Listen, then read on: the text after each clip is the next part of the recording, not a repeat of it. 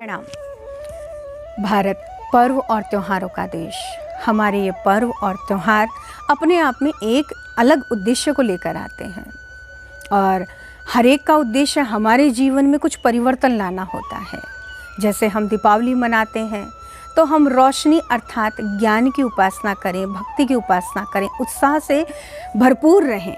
और जब हम होली मनाते हैं तो हम भक्ति को समझें, हम कर्म की महत्ता को समझें और हम अपने आप को ईश्वरीय रंगों में रंग डालें। इसी प्रकार से हम जब संक्रांति मनाते हैं तो हम दान की महत्ता को समझें, हम ग्रहों की चाल को समझते हुए उनके अनुकूल अपने जीवन को बनाने का प्रयास करें। ठीक ऐसे हमारे कुछ जो त्यौहार आते हैं वो साधना परक होते हैं, जो हमें जीवन से जोड़ते हैं, जीवन जीने की कला सिखाते हैं, हमारे जीवन में एक अनूठा सकारात्मक परिवर्तन करते हैं। और ये परिवर्तन तब से होता चला आ रहा है जब से हमारे त्रेता और द्वापर युग से पूर्व वैदिक काल था। उस वैदिक काल में भी हम ऐसे कुछ त्योहारों को, कुछ ऐसे पर्वों को मनाया करते थे। हमारे ये पर्व, इन पर्वों के अंदर एक ऐसी अनूठी विधा छुपी हुई है जिसके बारे में आज हम बात करने जा रहे हैं। जैसे हम प्रत्येक चीज़ के प्रति इतने संवेदनशील होते हैं कि उस पर ज़रूरत से ज़्यादा ध्यान देते हैं, चाहे वो भौतिक वस्तुएं ही क्यों ना हो। जैसे कि आप अपने मोबाइल को रिचार्ज करते हैं, जैसे आप अपनी बैटरी को, मोबाइल की बैटरी को चार्ज किया करते हैं, जैसे आप अपने लाइसेंस को रिन्यू करवाया करते हैं, जैसे आप अपना जन्म दिवस या विवाह दिवस इत्यादि मनाकर उस दिन को याद करने का प्रयास किया करते हैं, आप अपना हेल्थ चेकअप करवाया करते हैं, आप अपने पॉलिसी का प्रीमियम भरा करते हैं। हर चीज़ एक रूटीन के अंदर लगातार चलती रहती है और वो जो वस्तु या जो भौतिकता आपसे जुड़ी हुई है उसको एक फिर से नया रूप प्रदान करती है। ऐसा ही एक नया रूप प्रदान करने के लिए हमारे ऋषि मनीषियों ने हमें एक पर्व दिया, जिस पर्व को नवरात्रि पर्व कहा जाता है। ये नवरात्रि पर्व हम पूरे वर्ष में 4 बार मनाया करते हैं। देखिए कितनी सुंदर परंपरा हमारे ऋषियों ने हमें दी है कि हम इस काया कलेवर के भीतर बैठी हुई आत्मा को परमात्मा का अंश समझने और परमात्मा से पुनः जोड़ने, उन तारों को जोड़ने के लिए वर्ष के अंदर 4 बार ऐसे पर्व से समाहित होते हैं। हमारा ये नवरात्रि पर्व, जिसके अंतर्गत हम अपनी आत्मा को जो जागृत अवस्था में है लेकिन कल्मश कषायों के नीचे दब चुके हैं, उससे फिर से जागृत करने का प्रयास करते हैं, उस आत्म तत्व की महत्ता को समझते हैं। हम इस भौतिक शरीर से थोड़ा विश्राम लेकर अपने आप को साधना में उतारते हैं। साधना अर्थात हम इस जीवन को साधने का प्रयास करते हैं। उपासना के अंदर बैठकर हम उस ईश्वर के गुणों को ग्रहण करने का प्रयास करते हैं। ठीक वैसे ही जैसे कि आप किसी हॉस्पिटल में जाकर आते हैं तो बताना नहीं पड़ता कि आप वहाँ जाकर आए हैं, क्योंकि आपके शरीर से आने वाली महक या जिसे गंध हम कह सकते हैं, जो दवाइयों की होती है, जो फिनाइल की होती है, वो अपने आप बता देती कि आप हॉस्पिटल जाकर आए हैं। जब आप किसी शादी समारोह में जाकर आते हैं तो बताना नहीं पड़ता, क्योंकि आपके शरीर से निकलने वाली इत्र की खुशबू, परफ्यूम, सेंट ये बता देता है कि आप कहाँ जाकर आए हैं। जिस प्रकार से हम फ्रिज को खोलकर खड़े होते हैं, कुछ देर के लिए ठंडे हो जाते हैं। हम जब कूलर के सामने जाते हैं ठंडे हो जाते हैं। अंगीठी और अलाव के पास जाते हैं तो गर्म हो जाते हैं, तो हम उसके गुणों को ग्रहण करते हैं। ठीक ऐसे ही नवरात्रि पर्व इस शरीर को साध कर, ईश्वर के समीप बैठकर उपासना करके और उस आत्मा के श्रेष्ठ तत्व को जागृत करके आराधना से हमें जोड़ता है। ऐसा सुंदर पर्व हमें मिला है, इसके लिए हम उन ऋषियों के सदैव ऋणी रहेंगे। हम पौष मास में, श्रावण मास में 2 बार ऐसे पर्व मनाते, ऐसा पर्व नवरात्रि का पर्व गुप्त रूप से मनाते हैं तो चैत्र और आश्विन के अंदर हम इसे प्रकट रूप से मनाते हैं। देखिए तो कितना सुंदर है। चैत्र में जहाँ नवरात्रि के अंत में राम नवमी आ रही है, जहाँ आश्विन में दुर्गा नवमी आ रही है, तो कितना सुंदर है कि एक में राम का जन्म हो रहा है तो दूसरे में राम उस दुर्गा नवमी के कुछ ही समय बाद में क्या कर रहे हैं? दशहरा, रावण का वध कर रहे हैं। कि राम की भक्ति अगर हम प्राप्त कर लेते हैं, राम के गुणों का अर्जन जब हम कर लेते हैं, तो हमारे पास में दानवता फटक नहीं पाती है और हम अपने भीतर की बुराइयों को, अपने दानवीय तत्वों को समाप्त कर देते हैं और ईश्वरीय गुणों को प्राप्त करते हैं। हमारे ये नवरात्रे इतने सुंदर तरीके से मनाए जाते हैं कि नवरात्रों के अंदर हमें अपने आप को रिचार्ज करना होता है, और ये रिचार्ज करने का, ग्रीसिंग करने का टाइम जो होता है, इस टाइम के अंदर हम पाते हैं कि हम अपने घर के अंदर पूजा का एक बहुत सुंदर सा कोना बनाते हैं, कोना तैयार करते हैं, और उस कोने के अंदर हम घट स्थापना करते हैं। सोचिए, घट यथा पिंडे तथा ब्रह्मांड में, जो हमारे भीतर है वही सब कुछ इस ब्रह्मांड में है, और जो ब्रह्मांड में है वही सब कुछ हमारे भीतर है। इसे हम याद करें। ईश्वरीय जो हमारे द्वारा बनाए गए विग्रह हैं उनमें ना उलझ के रह जाएं, हम उस ब्रह्मांड से एकाकार होने का प्रयास करें, उसकी सकारात्मक शक्तियों को प्राप्त करने की प्रेरणा ग्रहण करें। इसलिए हमारे ऋषि मनीषियों ने हमें प्रत्येक शुभ कार्य में घट स्थापना, घट अर्थात कलश की स्थापना का एक बहुत ही महत्वपूर्ण उद्देश्यपरक बहुत सुंदर कर्मकांड दिया है। और इस घट स्थापना के अंदर हम घट को लेते हैं, घट में जल को डालते हैं, और उसके ऊपर नारियल श्रीफल को लगाया जाता है, और इस घट स्थापना के माध्यम से हम जीवन को समझने का प्रयास करते हैं कि हमारा ये शरीर, काया, कलेवर भी इस मिट्टी के समान है, इसमें जो आत्म तत्व है वो जल के समान है, इसके ऊपर जो बुद्धि है वो श्रीफल के समान है। उस बुद्धि का मिलन होना चाहिए उस आत्म तत्व से, और फिर उसे हम सजाते हैं पान के पत्तों से, अशोक के पत्तों से, पीपल के पत्तों से। बड़ा सुंदर, ये सब सकारात्मक, ये ऐसे वृक्ष वनस्पतियाँ जो अपने जीवन को दूसरों के लिए आहूत कर देती हैं, अब दूसरों के लिए अपने आप को खपा देती हैं। तो हम इस काया कलेवर का सदुपयोग कर सकें, ये घट हमें अपने एक एक अंग से समझाने का प्रयास करता है। और इस घट स्थापना को जब किया जाता है तो इसके नीचे हम लगाते हैं जवारे, जिन्हें कहा जाता है। तो हम वहाँ पर एक अनाज जो है जौ के रूप में उसे उगाते हैं, और वो सात्विक अनाज माना जाता है। और इस सात्विक अनाज के जब छोटे छोटे अंकुर फूटते हैं, एकदम हल्का हल्का हरा रंग जब हमें प्रतिदिन एक एक करके बढ़ता हुआ नज़र आता है, तो ये हमारे उत्साह का प्रतीक होता है कि हम उस उत्साह के अंदर डूबें और जीवन को मार मार के न जिएं, बड़े कुंठा के साथ न जिएं, बल्कि उन अंकुरों के, उन जवारों के समान जिएं कि हम प्रतिदिन एक नए उत्साह के साथ बढ़ते जा रहे हैं, एक बहुत सुंदर जीवन का अर्जन कर रहे हैं और जीवन का सदुपयोग करते जा रहे हैं। अगर आपको भी रिचार्ज होना है, रिन्यू होना है, ईश्वर से जुड़ना है और अपनी प्रतिभाओं का आपको अर्जन करना है, और फिर उन्हें समाज के लिए बहुत अच्छे ढंग से काम में लेना है, तो निश्चित मानिए आपको नवरात्रि साधना करनी चाहिए। हम साधना किसकी करें? हम अपने शरीर की साधना करें। इसके लिए नवरात्रि पर्व कैसे किया जाए, तो ये याद रखिए, जो भी आपके इष्ट हैं उनकी उपासना आप करते हैं, बहुत बेहतर है। लेकिन एक चीज़ और हम याद रखें, क्योंकि हम वैदिक काल के आर्य हैं, ये हमारी नींव है, और ये आर्य तत्व हमें ये स्पष्ट करता है कि हमारे जितने भी देवी देवता जो आज की तारीख में हम देखते हैं, जो विग्रह हमने बना रखे हैं, ये सारे विग्रह जो हैं वो पौराणिक काल की देन है।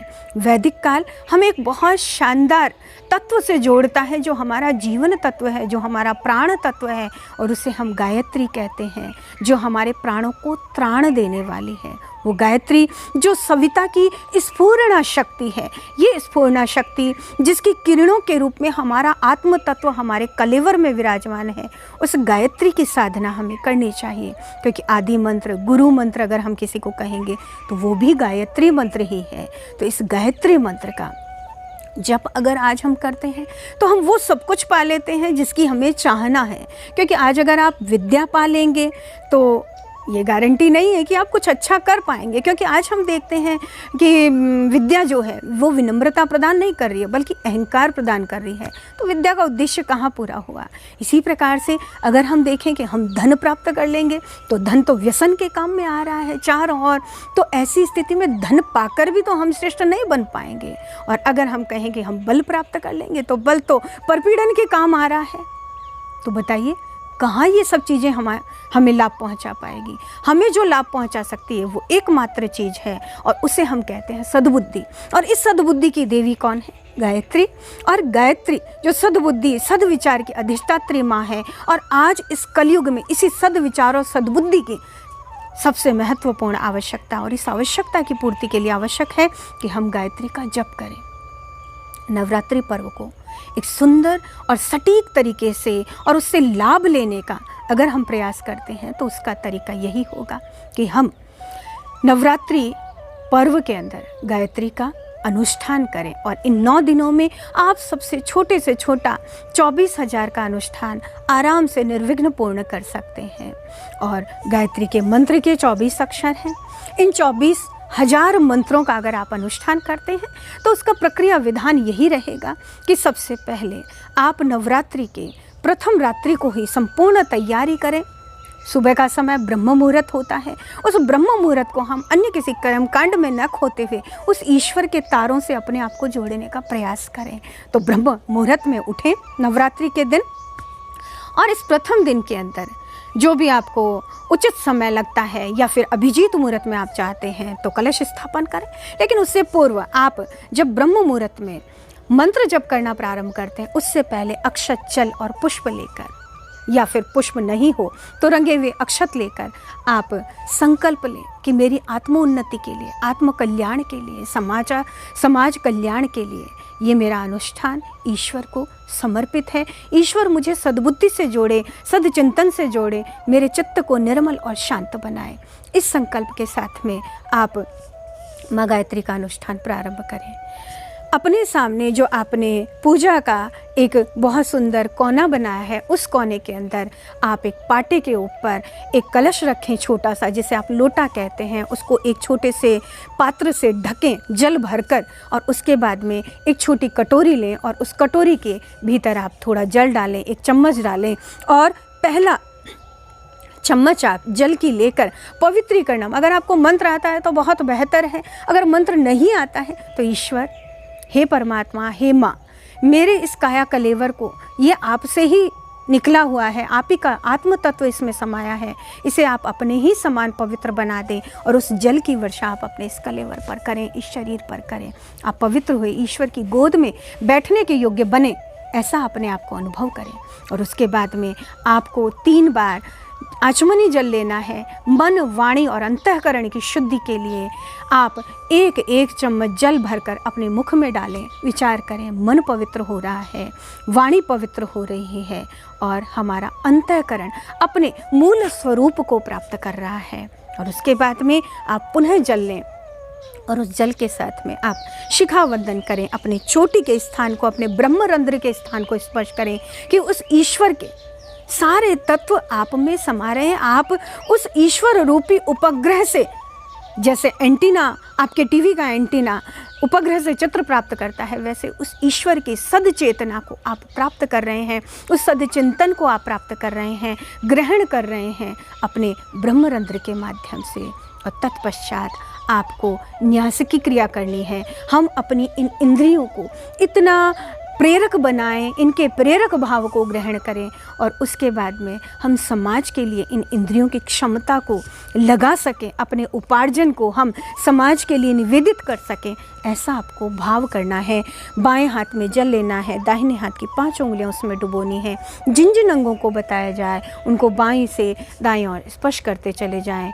आँखों को स्पर्श करें, नासिका के दोनों नथुनों को स्पर्श करें, मुख को स्पर्श करें, दोनों कानों को स्पर्श करें, भुजाओं को स्पर्श करें, जंघाओं को स्पर्श करें, और संपूर्ण शरीर पर जल छिड़क लें।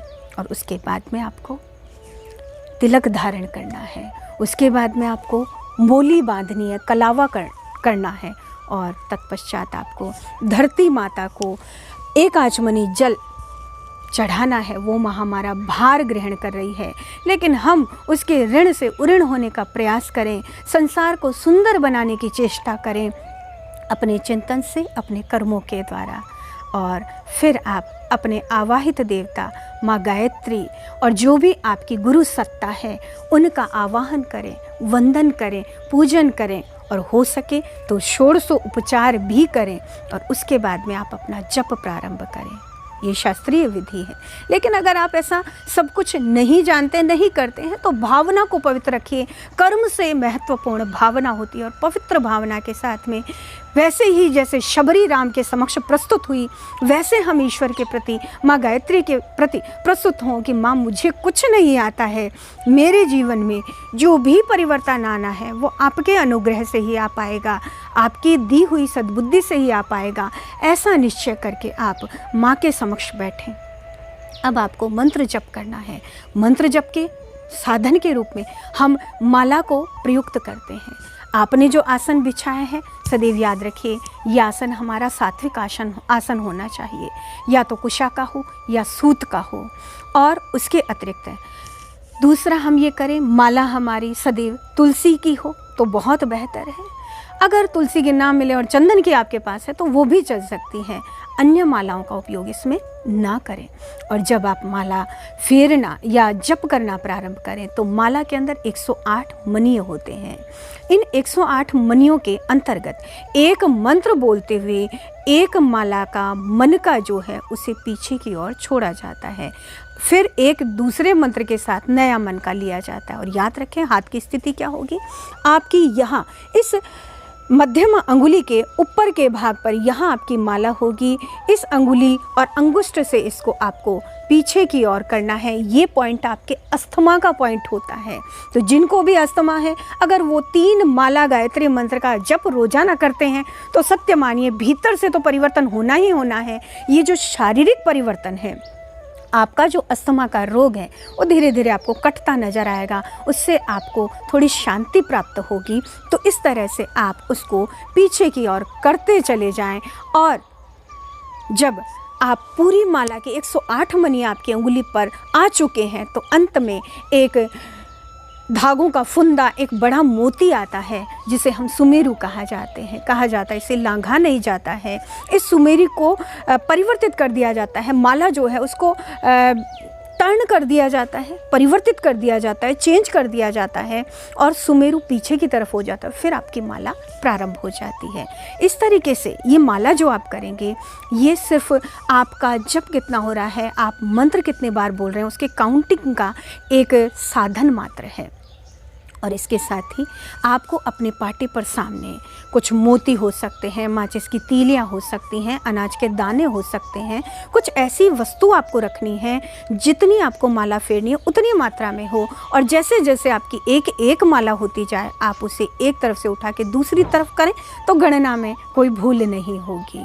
और इसके साथ में ही आपको ये और ध्यान रखना है कि जब आप मंत्र जप करते हैं तो ये मंत्र जप आपका एक ही समय में, एक ही आसन पर, एक ही स्थान पर होना चाहिए। सामने आप घृत का दीपक भी जलाएं और अगर ये गौ घृत हुआ तो सात्विक वातावरण और ऊर्जावान बनेगा।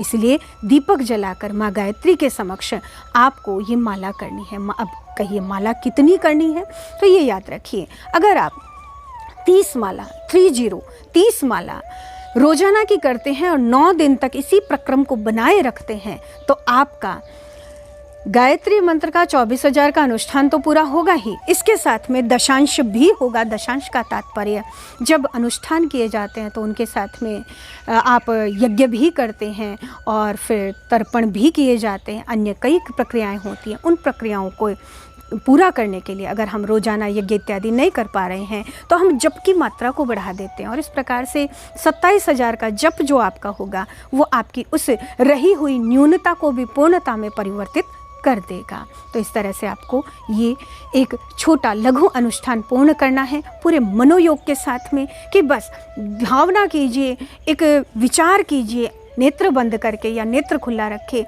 कि जो ईश्वर मेरे समीप बैठा है वो जैसा है, जैसे वो मुस्कुरा रहा है हम भी मुस्कुराते रहेंगे, जैसे वो सबके लिए अच्छा सोचता है, किसी को दुर्दुराता नहीं, हम भी वैसा ही करेंगे।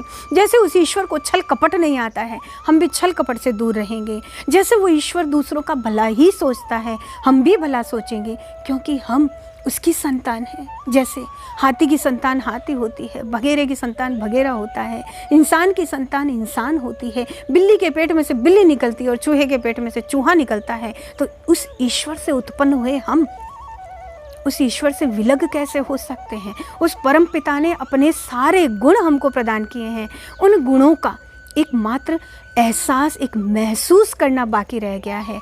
उस महसूस करने से हम जुड़े और जब हमारी जप माला पूरी हो जाए उसके बाद में हमें वो जल का पात्र लेना है।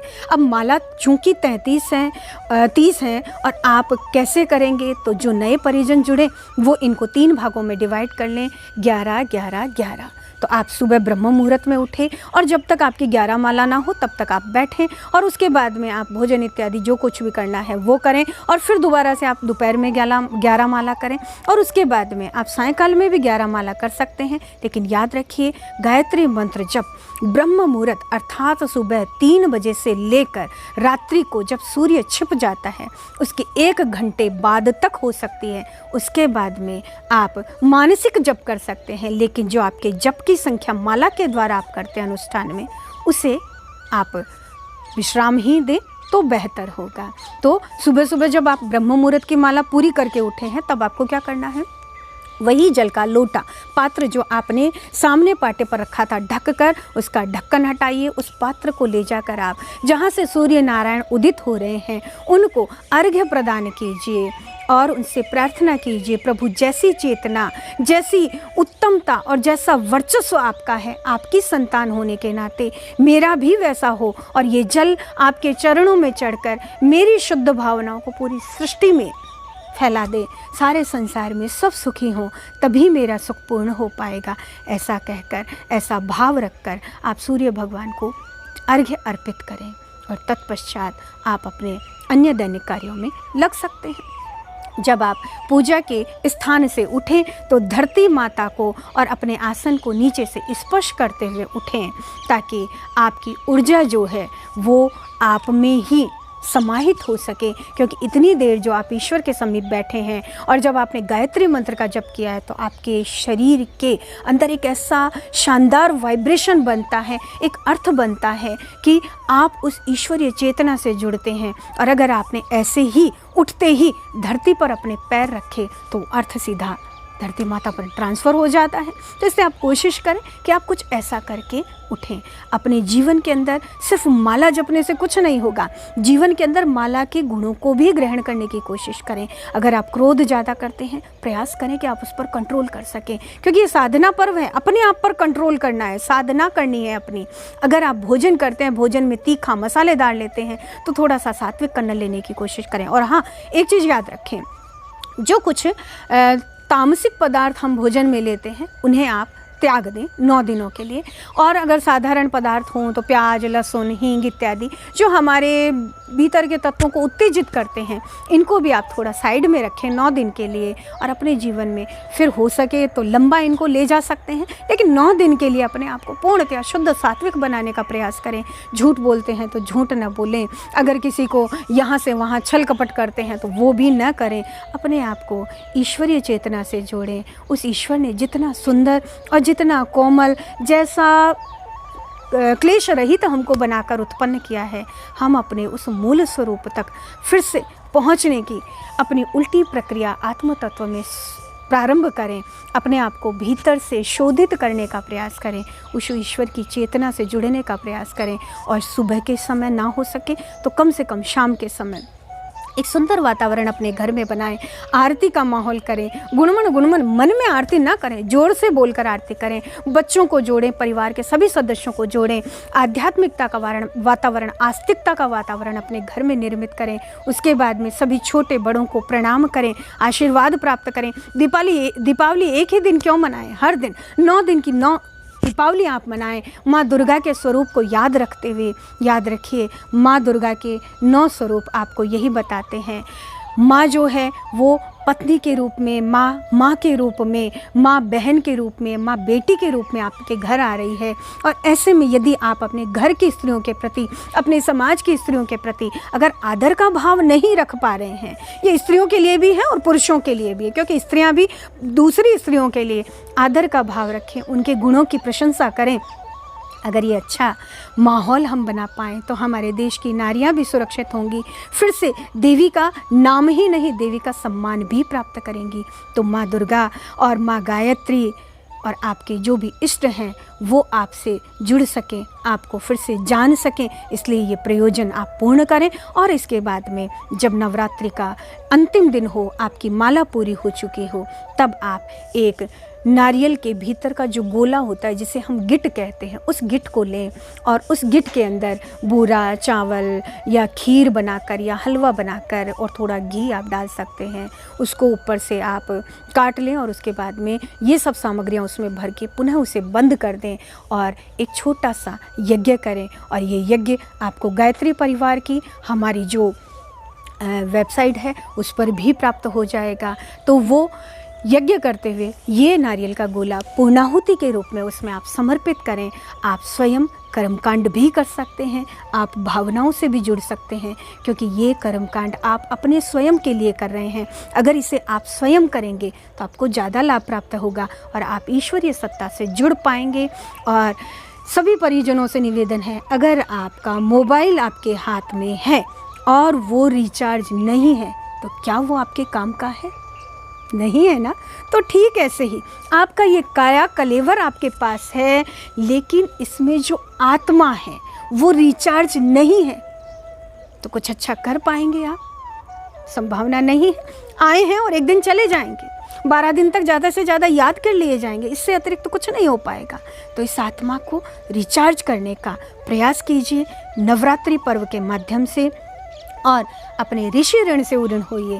उन ऋषियों ने हमें ये जो थाती दी है उस पर गर्व कीजिए, उसका उपयोग कीजिए। बहुत सारी नवरात्रि की शुभकामनाएं। धन्यवाद।